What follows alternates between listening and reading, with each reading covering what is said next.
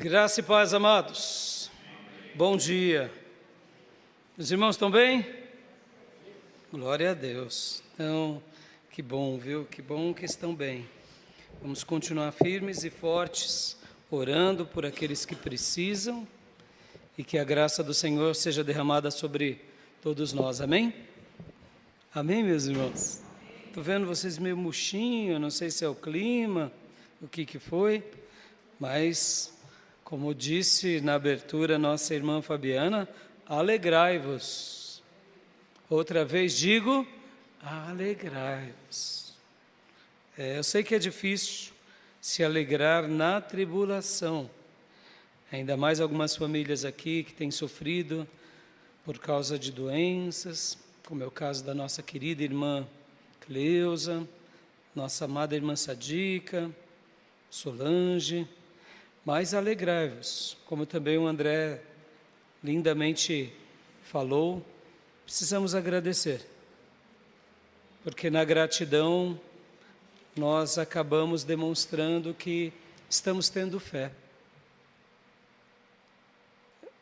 Estamos dizendo para Deus, o Senhor está cuidando de mim, o Senhor está cuidando de nós, porque é isso que acontece na gratidão, né? Por isso que o André disse, agradecer pelas dificuldades, pela fechada no trânsito, pelo patrão que te persegue, pela prova, porque no gesto de agradecer, é um gesto de fé, onde nós falamos para Deus, o Senhor está no controle. E pode ver que o oposto é verdadeiro, não é? Quando murmuramos, é como se estivéssemos dizendo para Deus, por que o Senhor me permitiu passar por isso? Em outras palavras, é como se estivéssemos dizendo para Deus, está tudo errado, Deus. E se nós olhássemos de uma forma mais plena e abundante, tem alguma coisa errada? Para aquele que ama a Deus, não, né? Porque todas as coisas cooperam para o bem. Então, é na prisão, coopera para o bem. É na enfermidade, coopera para o bem. É na tribulação, coopera para o bem. Amém, meus irmãos? Então, que o Senhor continue cuidando das nossas anciãs, das nossas famílias, e que Ele abra os nossos olhos e corações, porque Ele tem cuidado, Ele tem cuidado, e tem uma boa notícia para te dar também sobre isso, Ele vai continuar cuidando da sua vida, da minha vida, da nossa vida, para sempre, porque Ele é um Deus de amor, amém?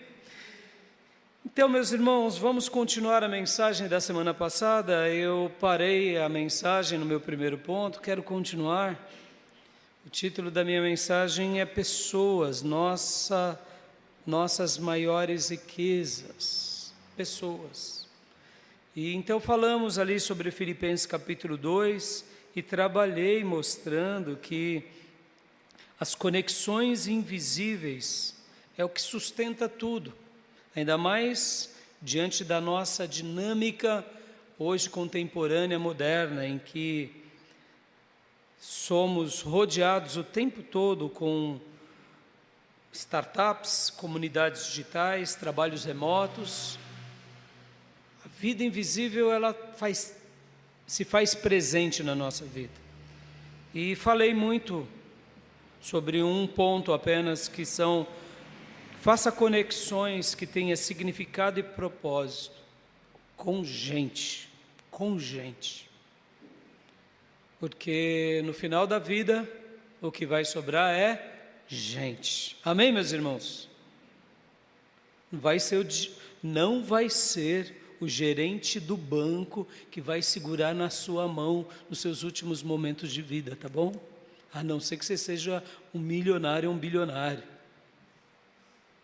Não vai ser o seu atleta predileto que vai estar no seu leito. Não vai ser aquele influencer que vai estar do teu lado. Serão aquelas pessoas pelas quais você amou, você se entregou, porque elas são as maiores riquezas da nossa vida, amém? E também mencionei que dentro desse título, eu falei que a minha tese era essa, que as pessoas são as nossas maiores riquezas e são as nossas maiores dificuldades, porque somos diferentes e é normal. E hoje eu quero continuar falando e quero trabalhar sobre a conexão que temos com Deus, que é uma conexão espiritual, que se manifesta em nós por meio do outro, por meio de pessoas. E por último eu quero falar sobre Jesus, que é o grande modelo para todos nós e sempre foi e sempre o será. Mas antes de mergulharmos aqui em Filipenses 2 de novo, vamos orar? Vamos? Vamos pedir a bênção de Deus? Senhor, obrigado, Pai. Obrigado por esse momento, que é o momento em que nos reunimos para orar, para buscar a Tua face, para Te adorar. E agora, Papai, estamos como os passarinhos que ficam no ninho famintos, esperando os pais voltarem. E nós não temos dúvida que o Senhor nos alimentará nessa manhã, como sempre o Senhor faz. Então eu te peço, ó Deus bendito, ó Paizinho, ó Abba Supremo, fala conosco pelo poder do Teu Santo Espírito. Que o Teu Santo Espírito seja derramado sobre todos nós e que possamos entender a Tua vontade, a Tua palavra, o Teu querer e, sobretudo, que possamos viver a Tua palavra. Sê conosco, fala conosco e ministra o mais profundo dos nossos corações. É assim que eu te peço, em nome de Jesus. Amém. Amém, meus irmãos? Você está aí que nem passarinho, faminto? Creia que o Espírito Santo te alimentará. Diga para o irmão, o Espírito Santo de Deus vai te alimentar. Diga para a irmã que está do teu lado, aos nossos irmãos que nos acompanham em casa, o Espírito Santo vai te alimentar. Aqueles que estão do seu lado em casa ou no trabalho, o Espírito Santo de Deus vai te alimentar. Estamos ao redor da palavra do Senhor, amém, meus irmãos? Glória a Deus. Então, meus irmãos, eu convido vocês a abrirem as suas Bíblias em Filipenses capítulo 2, eu estarei lendo 2 versículos, e logo na sequência nós estaremos mergulhando também no texto, e dessa forma a gente vai estar aprendendo aqui com essa palavra tão linda, né? Que é Filipenses capítulo de número 2.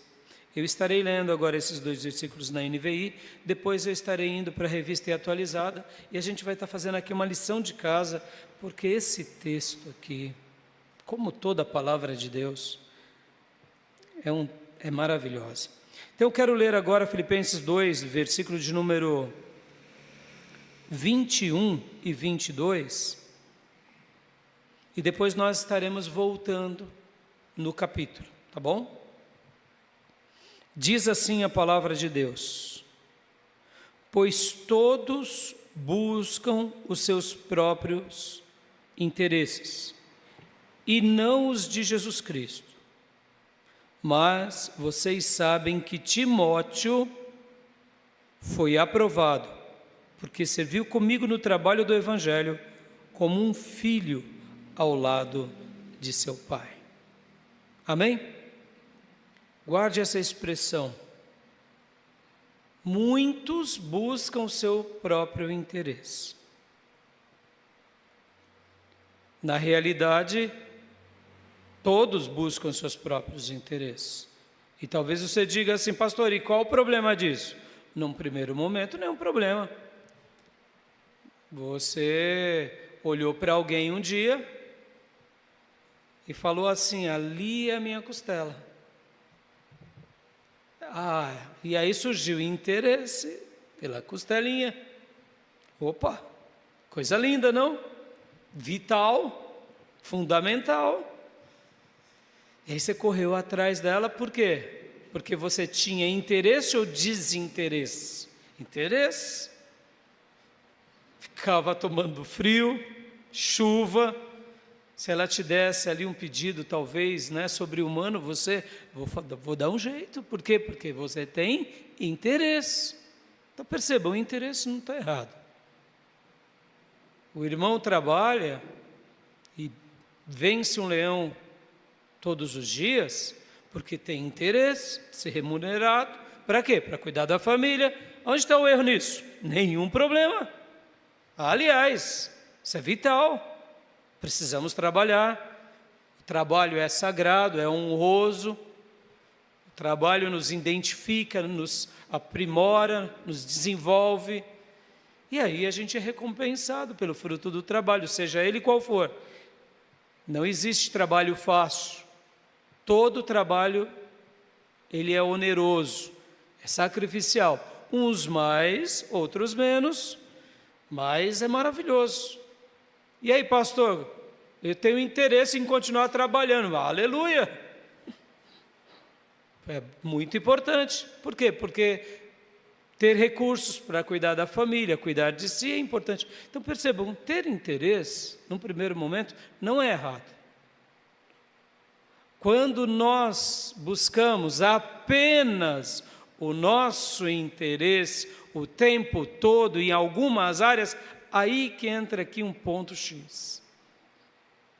Ter interesse, nenhum problema. Mas quando o nosso interesse ele é desmedido, aí entram todos os problemas. Porque aí a gente vive em função apenas dos nossos interesses. Então, aonde entra uma linha divisória, como a onda na praia? Porque, meus irmãos, a onda ela tem marés mais fortes, ondas mais fracas, tem a maré baixa, tem a maré alta, mas há um divisor de águas entre o mar e a praia. Sempre foi assim e sempre vai ser assim. Aonde está essa linha divisória saudável e a doentia? É quando a gente não sabe medir as coisas. Por exemplo, ainda para eu tentar instruir vocês sobre buscar interesses.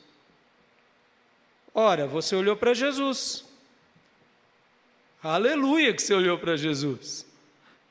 Você e eu estávamos com medo de ir para o inferno. E de repente houve a mensagem do Evangelho. Aleluia! Eu quero a salvação da minha alma. Aleluia! Esse é um interesse maravilhoso. Por quê? Porque ao olhar para Jesus, em crer em Jesus, fomos salvos e libertos da condenação eterna. Pastor, então, agora, aonde entra essas ondas e a praia, e onde eu caminho, aí aonde eu quero chegar? Porque agora, quando realmente entendemos que ter interesse não tem problema, mas quando vivemos uma vida só de interesse, a gente pode se adoecer, a gente pode se bestializar. Esse é o ponto, porque a vida, o mundo, a nossa carne, vai querer que a gente viva só em função dos nossos interesses o tempo todo. Então, um filhinho olhar para a mamãe e falar: mamãe, estou com fome. Ou, mesmo enquanto ele não sabia se comunicar, ele chorava, ele está dizendo: olha, tem alguma coisa errada aqui. Eu preciso do peito, eu preciso da mamadeira. E aí ele grita, e aí a mamãe supre a necessidade. Nenhum problema.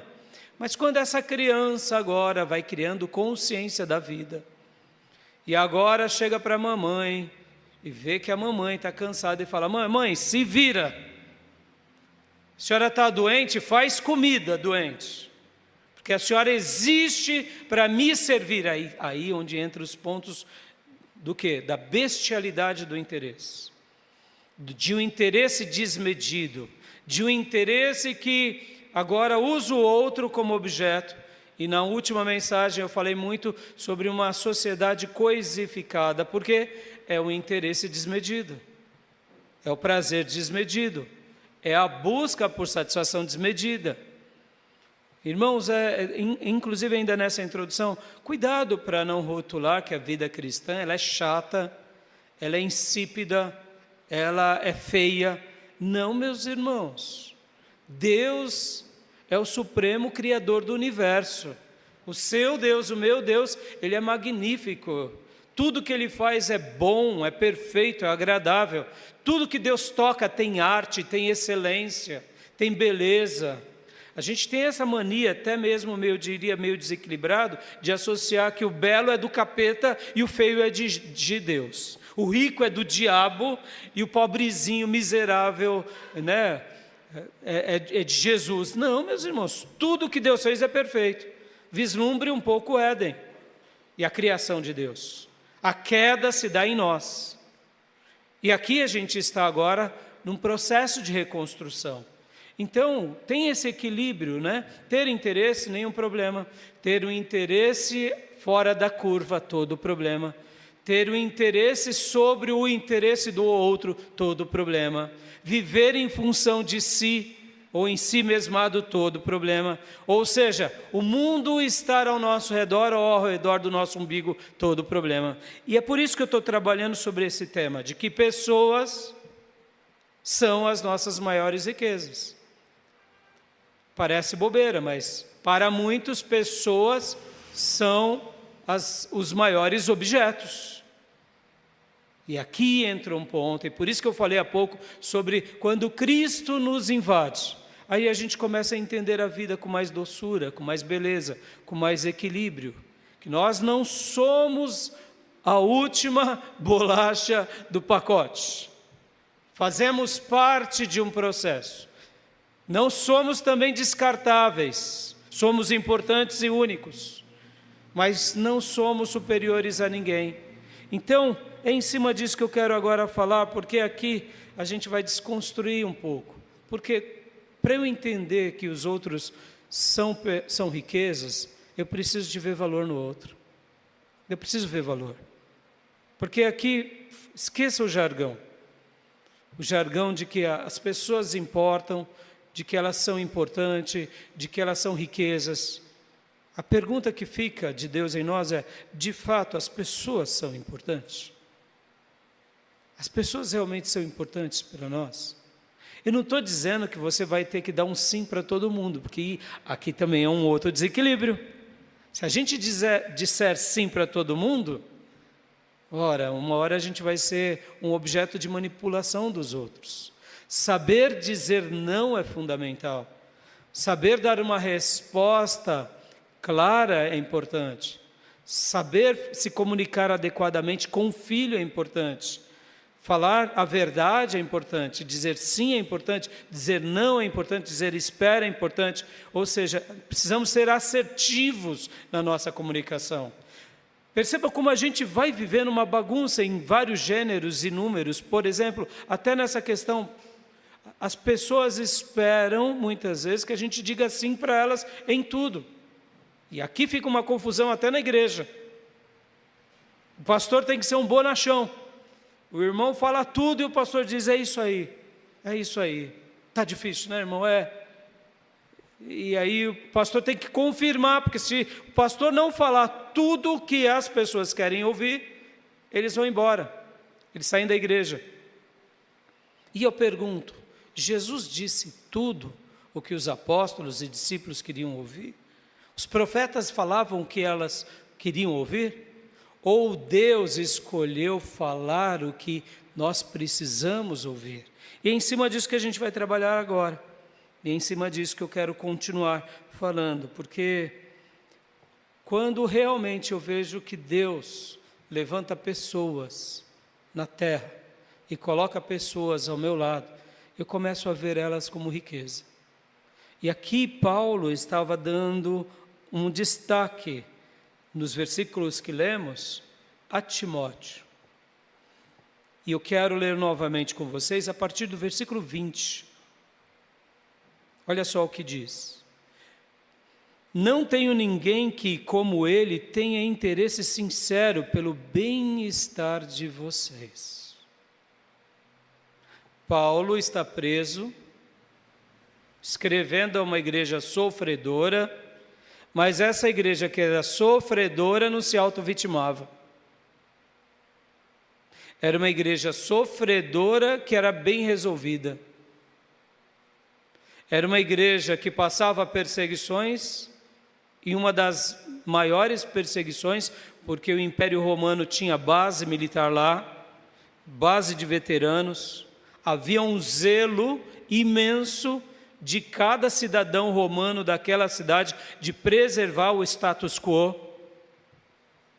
Ou seja, qualquer oposição a César era uma oposição a cada habitante de Filipos. E agora um grupo vem e diz que César não é mais o Senhor, que Jesus é o Senhor. E essa igreja então começa a ser oprimida, amassada, começa a ser pressionada, assim como Paulo e Silas foram em Filipos. Lembra?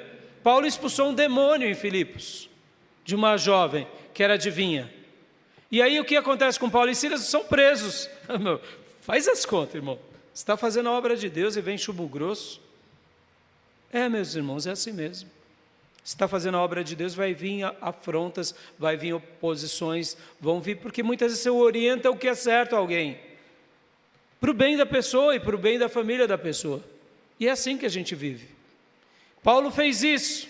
Aquela endemoniada o afrontava por várias vezes, eu creio que Paulo ficou orando, e num dado momento expulsa o demônio. Aquelas pessoas que cuidavam daquela endemoniada, agora se levanta contra Paulo e Silas e o prendem no calabouço. E o que Paulo faz? Se auto-vitima? Não. Paulo glorifica a Deus, canta, e Deus sacode as estruturas da cidade. Vem um terremoto sobre a cidade. O cárcere se abre. Os prisioneiros agora eles podem fugir. E aí o carcereiro diz a Paulo: o que eu farei para ser salvo? Porque nos dias do Império Romano, quando um soldado romano estava sob escolta de algum criminoso ou preso, e aquele criminoso ou preso fugia, ele pagava com a própria vida. Agora o carcereiro, que fazia parte de uma cidade romana, Filipos tinha os civilis romanos ou ius itálico, ele agora fala: como? Morri. E aí Paulo diz: não, todos estamos aqui. E Paulo não dá uma resposta para ele humana.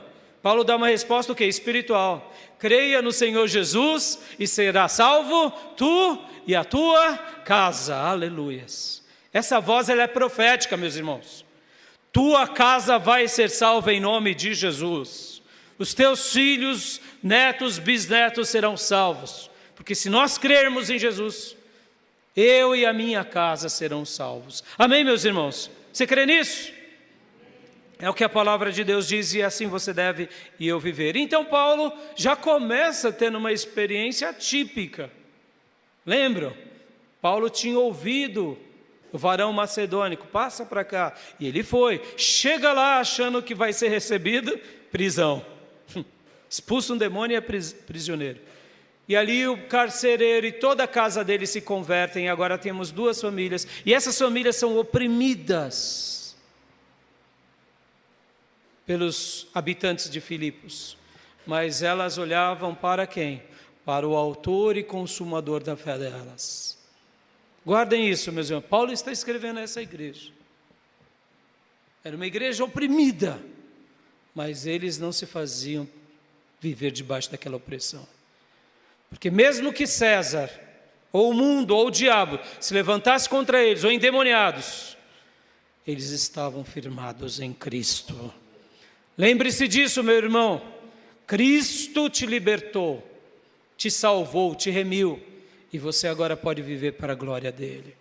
Indiferente do contexto, familiar, social, aonde quer que você esteja, porque a libertação está aqui dentro da nossa cabeça, está dentro do nosso coração. É uma disposição de fé. E Paulo preso, então está dizendo: sejam felizes como eu sou feliz. E eles estavam, entre outras palavras, dizendo: Paulo, nós acreditamos nessa felicidade, nessa alegria. Guardem isso, lá em Gálatas tem a lista do fruto do Espírito.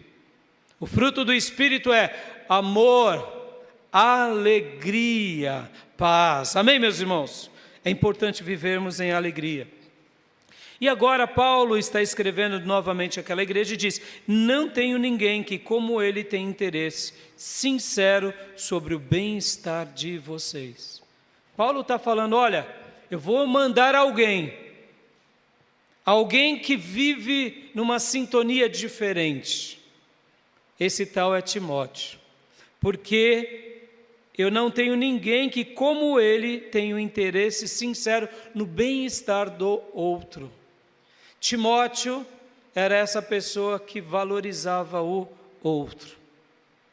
E aí Paulo continua falando sobre ele, versículo 21. Pois todos buscam os seus próprios interesses e não os de Jesus Cristo.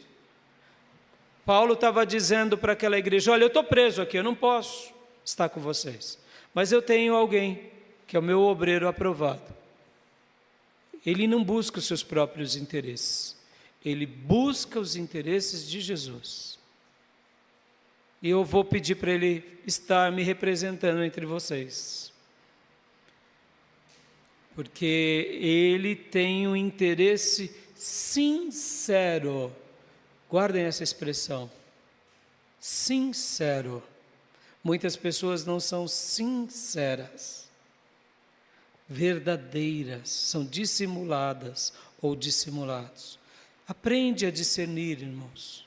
Nessa mensagem que eu tenho falado sobre pessoas, guarde isso, irmãos, aprenda a ler as pessoas. Aprenda a ler as pessoas. Ler as pessoas é importantíssimo. Porque muitas vezes a pessoa ela não consegue ver as falhas dele próprio ou dela própria. Mas compete a nós, na nossa habilidade de viver e existir, aprender a lidar com as pessoas e ler as pessoas. Ler as pessoas é fundamental. Pode ver o que um policial faz, e ele é treinado, um detetive. Ler pessoas. A maioria das pessoas que não são da vida militar, elas não notam isso. A não ser quem é da área da saúde mental, ou quem é da área militar, ela lê o quê? Ela lê pessoas, ela lê comportamento. Ela fala, opa, tem alguém estranho aqui. Tem um movimento esquisito aqui. Aqueles olhos são diferentes. Aquela pessoa me olhou de uma forma como que se estivesse observando. Ou seja, ler pessoas é fundamental. Porque muitas vezes as pessoas elas não são sinceras, inclusive na igreja. Elas buscam fazer algo na igreja para o benefício próprio, para a vaidade própria, ou seja, demonstram parceria, demonstram amizade, demonstram carinho, enquanto querem convencer ou ganhar um quilhão. Depois que ganham, desprezam o outro, porque agora eu já atingi o meu objetivo. E aí, pastor? Aí que essa pessoa ela está perdida em si mesma. Porque existem pessoas assim, meus irmãos, que enquanto fazemos o que as pessoas querem, elas participam, elas são atuantes, elas apoiam, elas dizimam, elas ofertam, elas se envolvem, elas se comprometem, mas na hora que não fazemos o que elas querem, elas não dá mais. Não tá mais, o pastor não está mais na unção, a igreja não está mais legal. Por quê? Porque elas vivem em função de si. Vamos de novo aqui, meus irmãos. Essa igreja estava tendo uma opressão medonha. Paulo estava num calabouço, mas todos estavam vivendo em Cristo. A igreja não tinha perdido seu ideal, Paulo muito menos. E agora Paulo está dizendo, eu não posso estar entre vocês, mas eu vou encaminhar alguém que ele não busca os seus próprios interesses. Ele é alguém que tem interesse sincero pelo bem-estar de vocês. Aleluia. Posso ouvir glórias a Deus, meus irmãos? E o versículo 22. Mas vocês sabem que Timóteo foi aprovado porque serviu comigo no trabalho do Evangelho como um filho ao lado de seu pai. Essa palavra aqui, aprovado, no hebraico, ou melhor, no grego, como eu aprendi com o Dr. Russell Shedd, é uma palavra que vem do grego, que era testar. Como assim, pastor? Na antiguidade, diferente de hoje, mesmo que o dinheiro tenha sido já inventado há muito tempo atrás, mas na antiguidade, nos dias bíblicos, o comércio se dava geralmente ou em espécie ou em moedas. E as moedas, elas eram de latão, ou eram de prata ou de ouro, bronze, prata ou ouro. E havia alguns espertalhões, como sempre existiu, gente, o ser humano sempre foi o mesmo, e que pegavam, por exemplo, lata mesmo, de última qualidade, nem bronze era, e ali dava uma pintura de ouro, e na hora de negociar, passava junto com as moedas de ouro. E como se sabia se aquela moeda de fato era de ouro, prata ou bronze ou latão mesmo, lata vagabunda? Eles pegavam e jogavam no mármore. Jogar no mármore, pode ver até hoje, quando uma moeda cai, não tem um barulho pertinente da moeda, não é assim?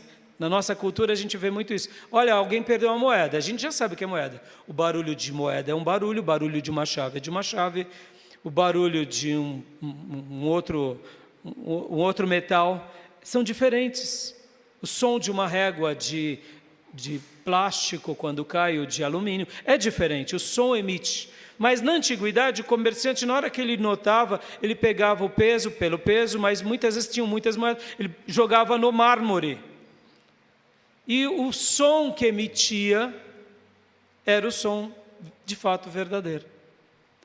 A palavra aprovado vem dessa raiz no grego, que é jogar no mármore, ser testado.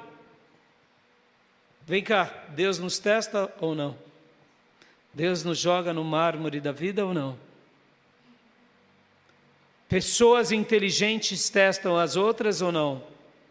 Pastores criteriosos testam seus obreiros ou não? E muitas vezes o irmão, ele demonstra ser um irmão muito valente, mas na primeira jogada no mármore, metaforicamente, ele emite um som de latão. Ele emite um som de metal barato e não de metal nobre. E é isso que Deus faz conosco, é isso que a vida nos ensina. Timóteo foi essa pessoa que estava ao lado de Paulo, e por várias vezes a vida, o próprio Paulo, a igreja, jogou Timóteo no mármore, e dele só emitiu um som bom, um som bom, um som bom.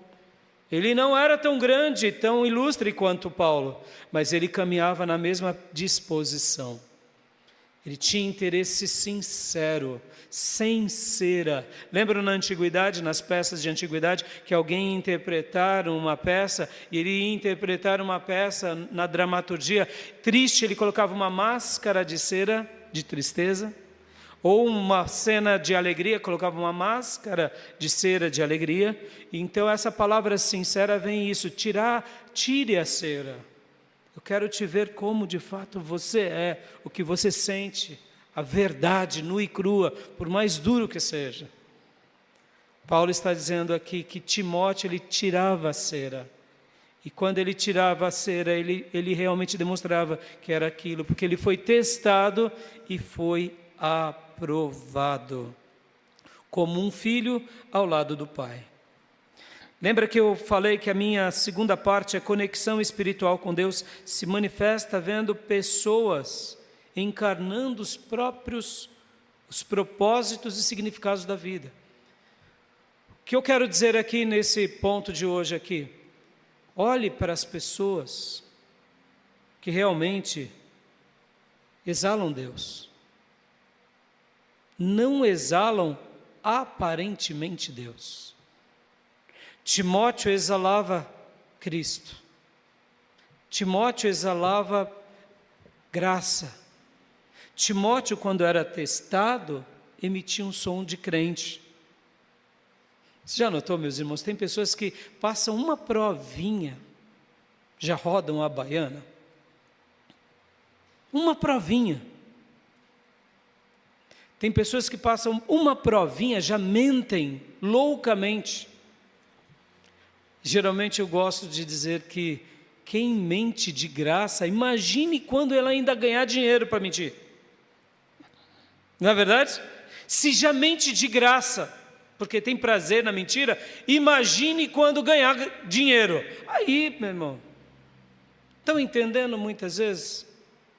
Quantas são as vezes na nossa vida que a gente está procurando ter uma conexão espiritual com Deus, mas a gente está buscando em pessoas que foram desaprovadas, foram testadas, emitiram sons horrorosos, e a gente fica acreditando que aquilo vai mudar. Não, filhos, não muda. Se a pessoa está emitindo algo, é porque de fato é aquilo que é. Não estou dizendo perfeição, irmãos, eu estou dizendo caráter, postura. Estou dizendo, sabe, como que a gente conhece um pai ou uma mãe de caráter? É a maneira em que ela passa pela prova e ela se mantém de pé. Porque algumas anciãs, inclusive aqui entre a nossa igreja, são modelos, são mãezonas, matriarcas, que todos nós somos apaixonados. E elas conseguem ao redor de si unir todos os filhos, netos, bisnetos, enquanto outras não.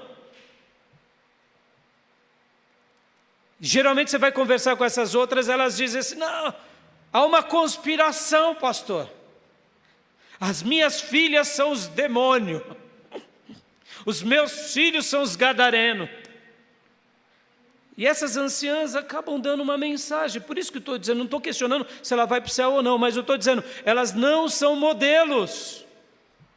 Já aquelas que são modelos, olha como elas se sacrificam, olha como elas se doam pela família, olha como elas se doam pelas filhas, pelos filhos, pelos netos, pelos genros.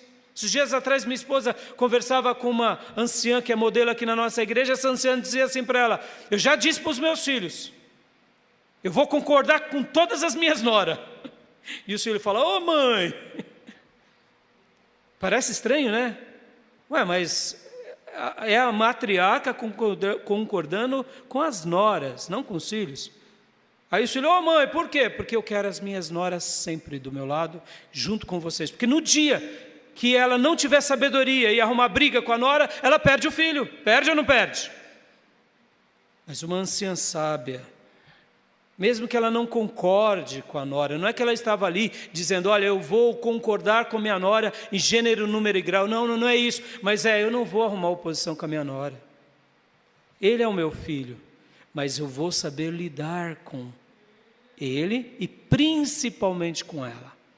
Porque ele veio de mim, é óbvio que ele vai me defender e eu vou defender ele. Mas e ela? Ela tem outra história. E eu quero ela do meu lado. Minha sogra amada, ela durante muitas vezes nos seus ensinos lindíssimos com a minha esposa, porque, meus irmãos, percebam, as nossas anciãs modelos, elas deixam um legado de vida, de amizade. Eu costumo dizer que a minha sogra e minha esposa são muito amigas. É incrível, elas ficam 2 dias juntas, falando o tempo todo e ainda tem papo. Eu acho isso lindo. E muitas vezes, minha sogra, quantas vezes disse para minha esposa: não, lá na minha casa, as minhas noras não lavam nem a louça, porque eu não quero que elas, eu quero que elas vão para a minha casa para se sentir bem, não é que elas não podem fazer. Mas sabe aquela cobrancinha? Tem louça lá na pia, né? Todo domingo vem gente aqui, né? Aí pronto. Ela não vai perder a nora, ela vai perder o filho. Porque a esposa vai dizer: bem, hoje não. Da outra vez só sobrou a louça para mim. E aí, estão entendendo, meus irmãos? Mães sábias, pais sábios, demonstram graça, porque buscam o interesse do outro. Meus irmãos, aqui a gente está diante de Timóteo, que ele buscava o interesse dos outros. Vem cá, pai, como que você tem sido? Você tem sido um patriarca onde une a família ou você separa a família? Faça a leitura das pessoas, meus irmãos. Mulheres da igreja mais novas, que ainda não são avós, olhem para essas matriarcas como modelo. E olhem para aquelas que não são modelo e tenham misericórdia delas e deixem elas ali nos lugares delas. Sigam os passos destas que são sábias. Ajam como elas agem. Se comportem como elas. Isso vale para nós homens. Porque dessa forma, meus irmãos, a gente cria um modelo de graça. Um modelo de acolhimento. Aqui nós estamos diante de uma pessoa que era o representante de Paulo para aquela igreja e ele não buscava os interesses próprios. Olha que coisa linda. Deixa eu ensinar uma pérola aqui para você, meu irmão, para você nunca mais esquecer. Tudo que se trata do reino de Deus tem interesses altruístas. Como assim, pastor? Faça como Timóteo fez.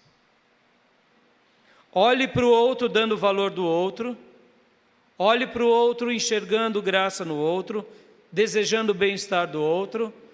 Olhe para o outro esperando ser útil para o outro e jamais tomando proveito na situação.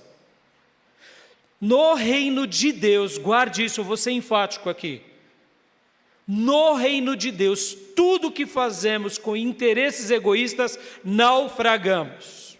Você pode ser o cantor mais brilhante, a voz mais linda, o rouxinol mais estupendo que surgiu.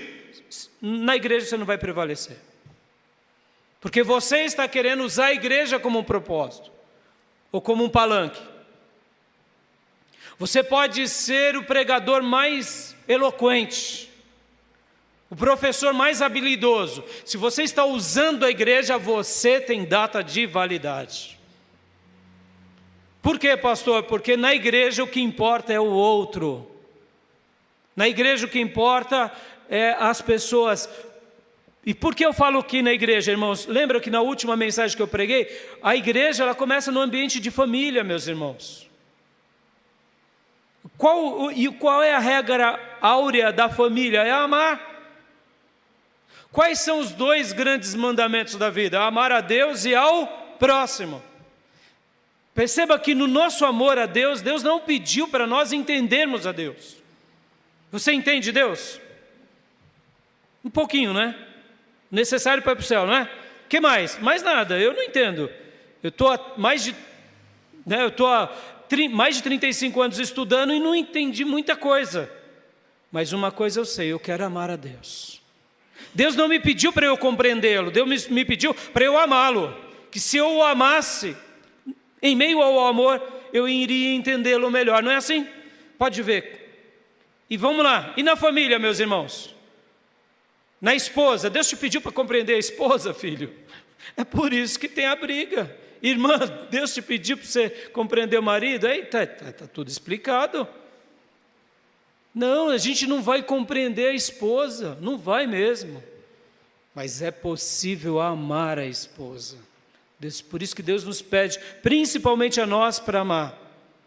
Porque na hora que a gente ama, a gente começa a conviver de forma mais harmoniosa. Então a igreja é um protótipo da família. Deus pediu para os pais amarem os filhos, não é compreender os filhos, é amar os filhos. E quando a gente aplica essa regra na igreja, as coisas mudam. Porque agora o que importa é o quê? É ver o bem do outro. Por isso que quando eu tenho uma relação familiar onde eu sou satisfeito, ela me faz feliz, tudo é como eu quero, esse casamento vai naufragar. Porque o que importa é o outro.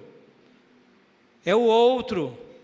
E é por isso que nós precisamos amar, começando em casa e depois na igreja. E Paulo está dizendo aqui para Timóteo: filhas, presta bastante atenção.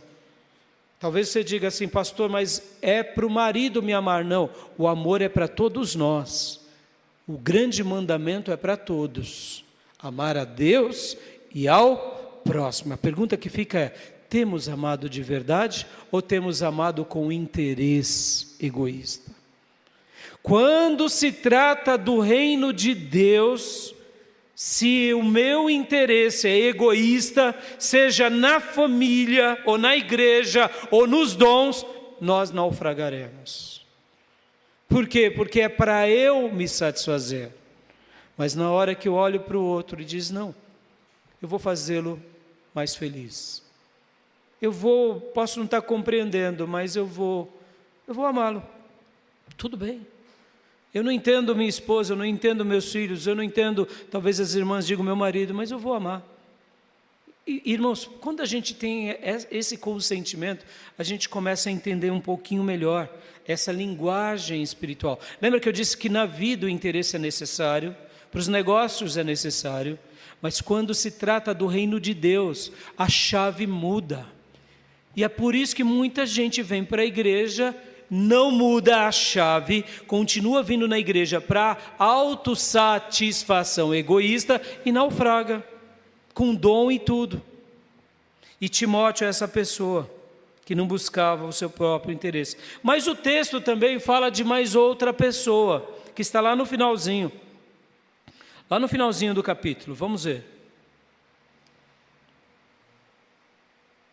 Porque aqui Paulo vai falar sobre um outro personagem que também não teve próprio interesse. Olha só, versículo 25 em diante. Contudo, penso que será necessário enviar-lhes de volta Epafrodito, meu irmão cooperador. As grávidas podem estar aí, quem sabe escolhendo, né? Epafrodito, tá bom? Essas listas aqui não nos agradam muito, né? Contudo, penso que será necessário enviar-lhes de volta Epafrodito, meu irmão cooperador e companheiro de lutas, mensageiro que vocês enviaram para atender às minhas necessidades. Deixa eu dar uma pausa aqui. Quem foi esse tal de Epafrodito? A gente não está falando aqui que eu cresço nas minhas conexões com Deus quando eu olho pessoas que caminham com Deus. Timóteo é a primeira, que não buscava interesse próprio, e a segunda é Epafrodito. Quem era Epafrodito? Foi o mensageiro que levou os donativos lá para a prisão de Paulo. Ele sai de Filipos, possivelmente vai de barco, porque tinha que cortar ou ele poderia... Filipos ficava a norte, na Macedônia, ele poderia cortar o território ali da Macedônia e depois pegar o mar, salvo engano é o mar Adriático, e ir até Roma. Ou ele poderia dar a volta em todo o mar Egeu, passando ali pelo centro da Grécia, passar ali por Esparta, no sul, e dar a volta e entrar no mar Adriático e ir também para Roma. Ou seja, era uma viagem longa, não era um Uber, tá? De 20 minutos, meia hora. O que esse Epafrodito faz? Ele fica sabendo que Paulo, o grande líder da igreja, está preso. Lembra que eu falei? É uma igreja sofredora, é uma igreja oprimida, mas eles não se faziam por oprimidos. Era uma igreja pobre, mas eles não se faziam viver uma vida de pobreza. Guarde isso, meus irmãos. Olha o potencial que temos na vida. A riqueza está dentro de nós. A grandeza está dentro de nós. Olhos de vocês nos meus olhos. Nós somos príncipes de Deus nessa terra. Você, irmã, é princesa de Deus nessa terra. Caminhe nessa perspectiva. Nós éramos condenados e fomos chamados a ser sal e luz, embaixadores de Cristo nessa terra. Não olhe para aquilo que é circunstancial, olhe para aquilo que é eterno. Você é um príncipe de Deus nessa terra, uma princesa de Deus nessa terra. Essa igreja vivia esse princípio. E o que eles fazem? Eles separam agora um donativo, porque Paulo está preso. Ora, como que Paulo vai trabalhar? Como que Paulo vai se sustentar? Como que Paulo vai viver? Ele tem ali né, o que o governo fazia, porque a prisão em Roma, lá em Mamertina, era uma prisão horrorosa. Mas quando você tem alguns donativos além, você pode usufruir um pouco mais. E Paulo ficou preso por 2 vezes, em uma ocasião numa casa e outra vez na prisão, em Mamertina. Seja qual foi a ocasião, não importa, você está preso, você passa privações. E como Paulo ia se manter? Então eles pegaram agora, levantaram uma oferta de amor, já não era a primeira oferta que essa igreja dava, e mandaram Epafrodito levar. Só que na viagem acontece vários intempéries, que Epafrodito quase morre. Chegou mal, quase morrendo em Roma, entrega o donativo para Paulo, Paulo fica angustiado, ora por ele, e ali ele tem uma breve recuperação e melhora. Quando ele está melhor, Paulo agora envia ele de volta. E falando, olha, Deus não permitiu com que ele morresse. Percebam, olha o amor que essa igreja tinha por Paulo. E olha, lembra que eu falei, olha a relação de Paulo com essa igreja. Paulo se doou por eles, eles agora se doam por Paulo, e é por isso que essa igreja era uma das igrejas prediletas do apóstolo Paulo. Mesmo a igreja pobre, mesmo uma igreja pequenina, mas é uma igreja que sustentou Paulo durante toda a sua vida, em todos os tempos, enviando donativos e ajuda. Perceba, não é que Paulo gostava de ficar sendo sustentado sem fazer nada. Meus irmãos, isso aqui é uma questão bem simples. Lá na igreja de Corinto, aquela igreja gigante, Paulo via ali muita oposição e ele foi fazer tenda. Mas agora nessa igreja, esse rapaz quase morre. Vamos ler de volta aqui no versículo 25. Contudo, penso que será necessário enviar-lhes de volta Epafrodito, meu irmão, cooperador e companheiro de lutas, mensageiro que vocês enviaram para atender às minhas necessidades. Deixa eu fazer uma pausa aqui. Sabe aquele negócio? Eu não tenho mais para ajudar. Eu já fiz de tudo. Pense bem, meus irmãos. Muitas vezes a questão não é ter pouco ou ter muito. A questão é as nossas prioridades.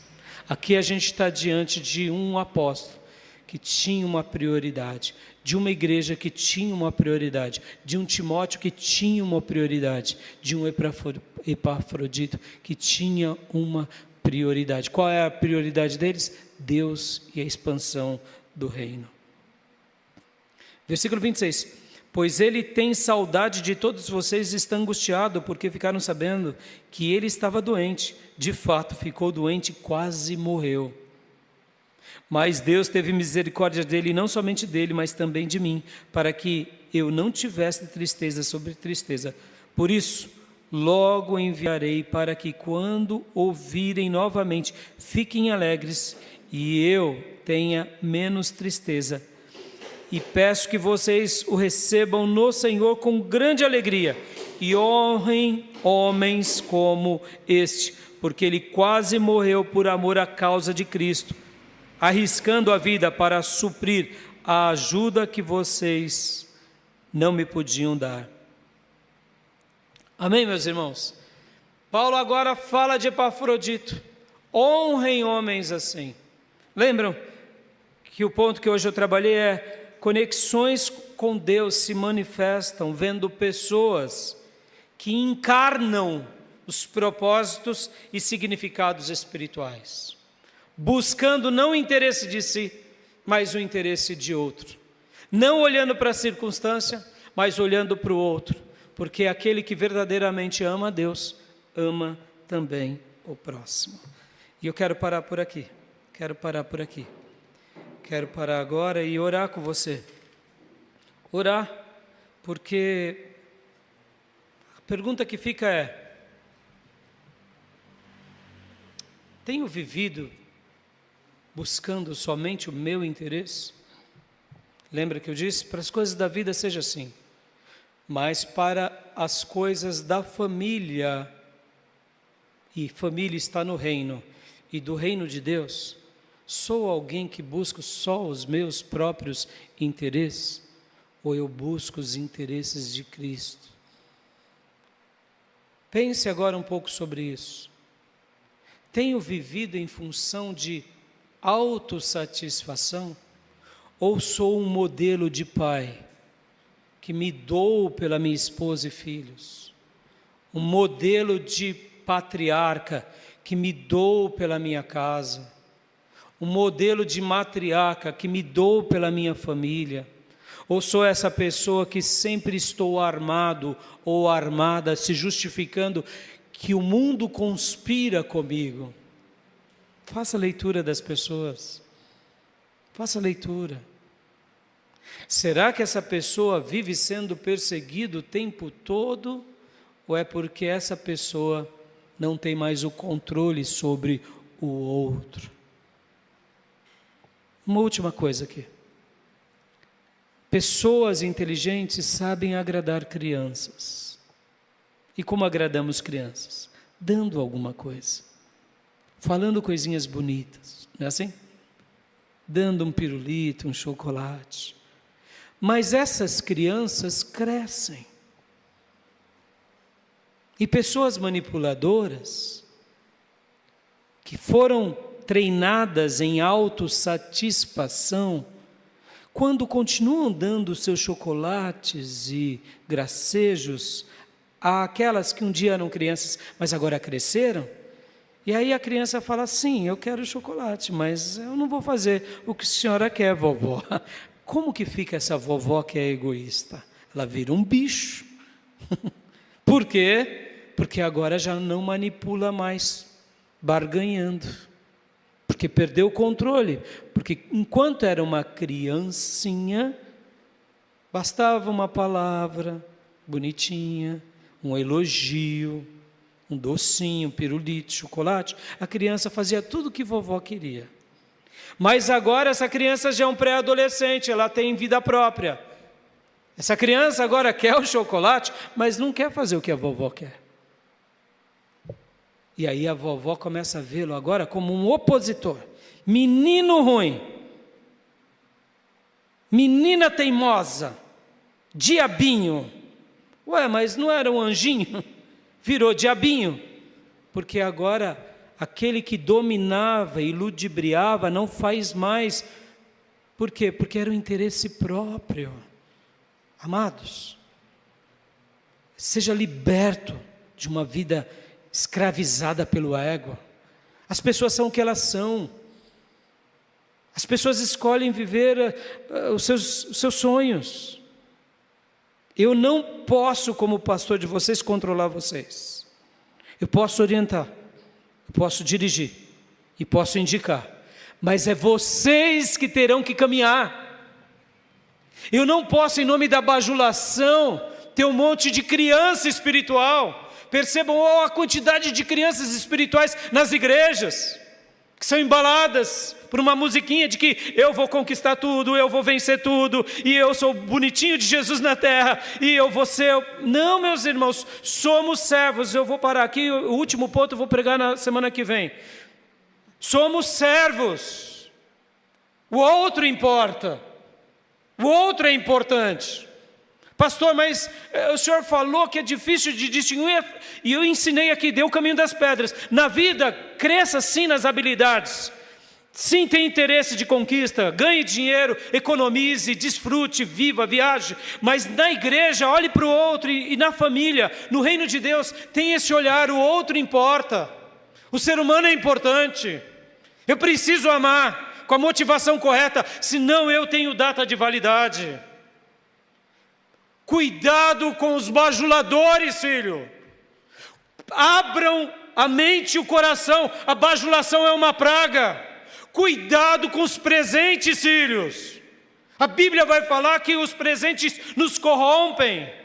Somos dessa índole. Porque algumas pessoas gostam sempre de nos presentear. Não estou falando que é errado, não. Presenteie as pessoas, mas faça uma leitura correta. Porque muitas vezes, quando a gente é presenteado, a gente abre-se quase como assim, pô, eu não posso falar mal da tia. A tia me presenteia todo mês. Fulano, eu não posso apontar o defeito do fulano, porque fulano fala só coisinha bonita para mim. Como eu vou agora, perceba, amadureça em Cristo. Amadureça. Leia as pessoas. Leia as pessoas. Leia os comportamentos. As palavras podem mentir, mas o corpo diz a verdade. E ore por essas pessoas. Siga o seu caminho, amando, fazendo o que é certo, ensinando o que é certo, amando o tempo todo, buscando não os nossos próprios interesses, mas os de Cristo. O que importa para mim aqui, pastor? O que importa para mim aqui é eu ir para o céu junto com vocês. E o mais, Deus sabe o que vai acontecer conosco. O que importa é eu bajular vocês aqui. Tem uma igreja infantilizada, embebedecida numa teologia vesga, diabólica, e a gente ir para o inferno, eu e vocês. Nosso compromisso tem que ser com Deus. Nosso compromisso tem que ser com a palavra. Nosso amor maior tem que ser a Deus e depois ao próximo. Comece a viver isso na sua casa, depois aqui na igreja, e naturalmente você vai viver na vida. Você vai ganhar dinheiro, mas você não vai se tornar um monstro. Você vai saber lidar no seu mercado de trabalho, porque você vai olhar para o outro com sabedoria, com discernimento. E assim a gente vai ser livre desse egoísmo crônico. Amém, meus irmãos? Vamos orar.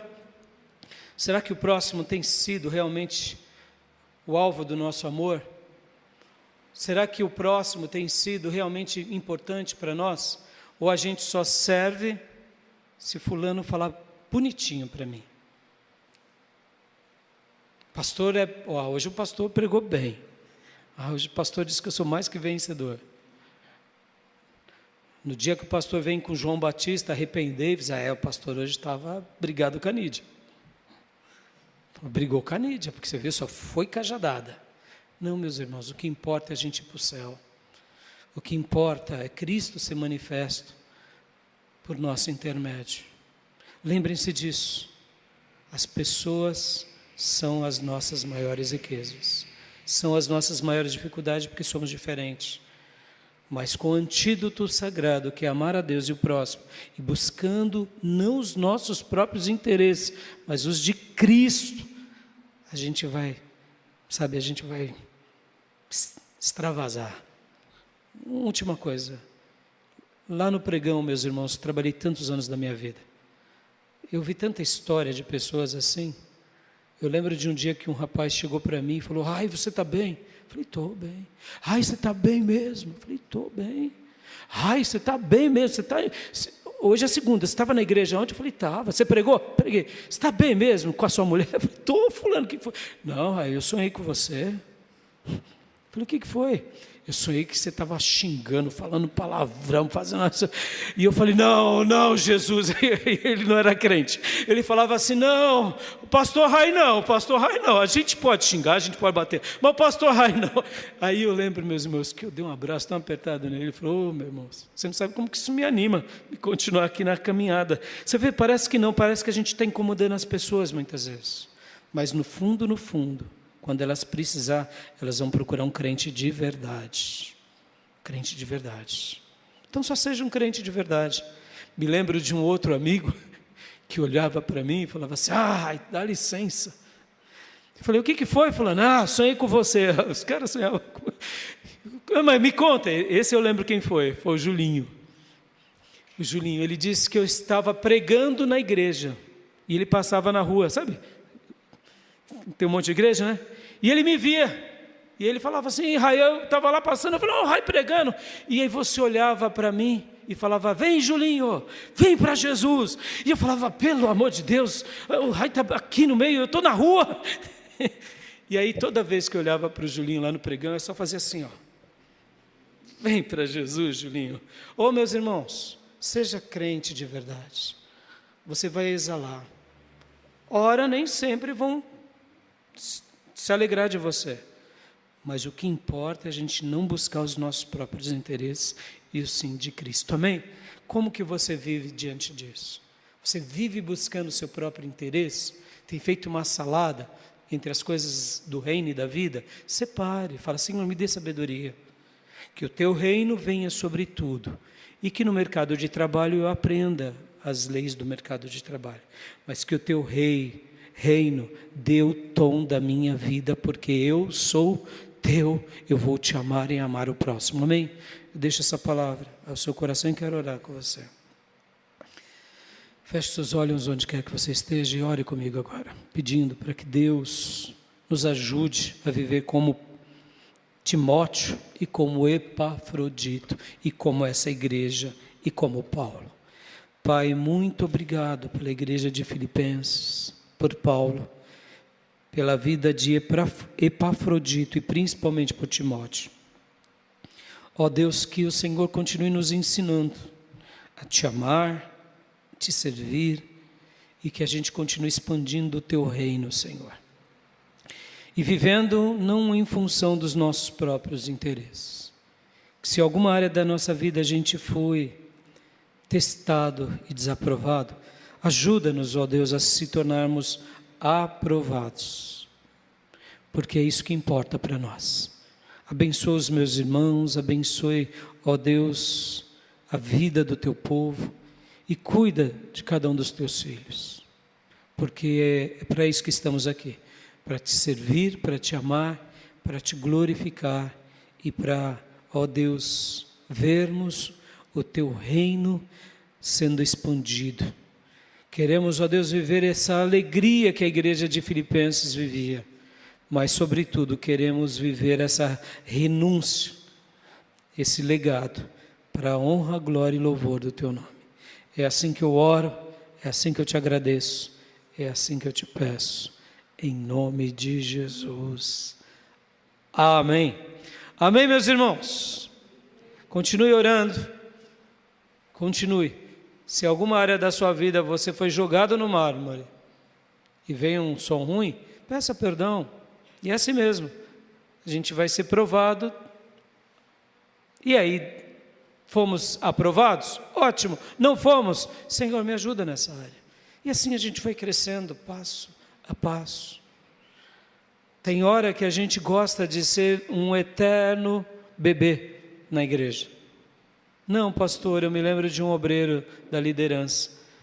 Ele era um obreiro muito dedicado na liderança e um dia ele chegou para mim e falou assim: pastor, é muito difícil a liderança, né?